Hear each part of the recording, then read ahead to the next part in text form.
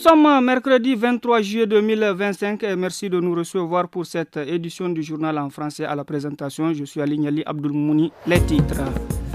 Démarrage ce matin à Niamey et pour 5 jours de la 9e édition du FONAF, le Forum national pour l'autonomisation des femmes et des jeunes. Nous entendrons l'avis d'une exposante à cet événement.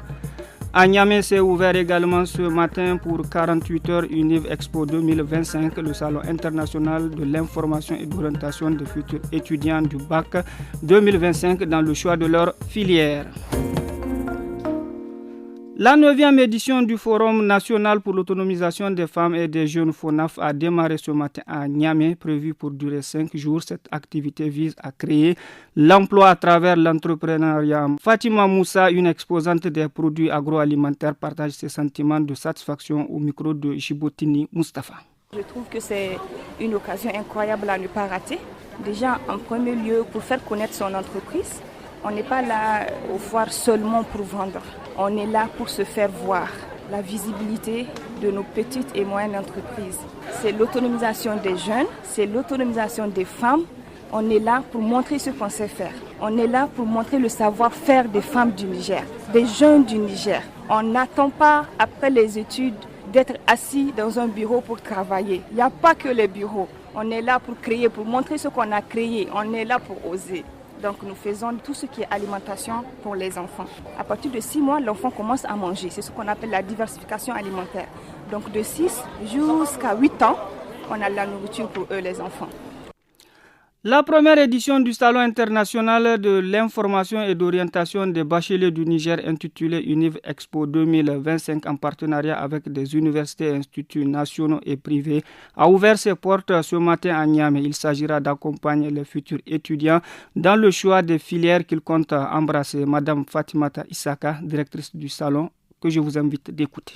Ce salon permettra en tout cas aux participants de faire des choix éclairés pour ceux qui ont déjà un projet ou même de construire pour ceux qui n'ont pas de projet à travers les questions qu'ils vont pouvoir poser aux exposants, mais surtout aux ateliers très très intéressants auxquels ils pourront participer durant ces 48 heures sur les offres de formation dans les différentes universités du Niger mais aussi à l'international.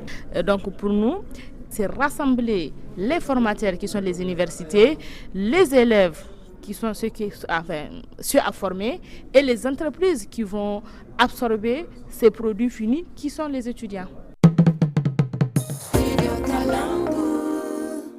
La saison des pluies est bien installée cette année à Zender. La ville est régulièrement arrosée, ce qui expose certains habitants des quartiers en zone inondable à des difficultés par manque de caniveaux d'évacuation des pluies tombées. Il lance un cri de cœur aux autorités pour trouver une solution. On les écoute au micro de Ali Keita.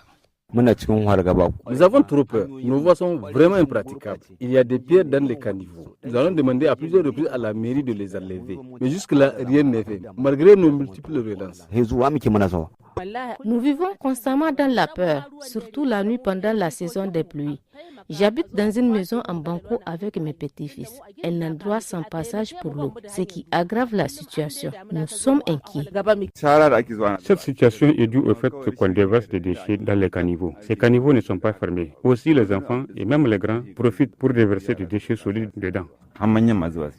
Pour des raisons de sécurité, l'administrateur délégué de la commune urbaine de Dimfa annonce à travers une décision l'interdiction de circulation des bicyclettes à batterie rechargeable sur toute l'étendue de la ville. Une décision entrée en vigueur dès sa signature. Mahamadou Seni, le secrétaire général de la mairie de Difa, explique au micro de Guidi Abdraman.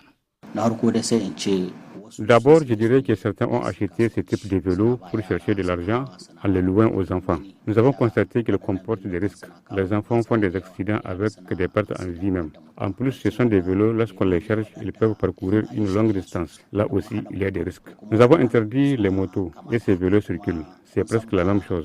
Surtout qu'ils roulent sans bruit. Des gens mal intentionnés peuvent les utiliser pour commettre leur forfait et fuir. Voilà les principales raisons qui nous ont amenés à les interdire. C'est ici que prend fin cette édition. Merci de l'avoir écouté.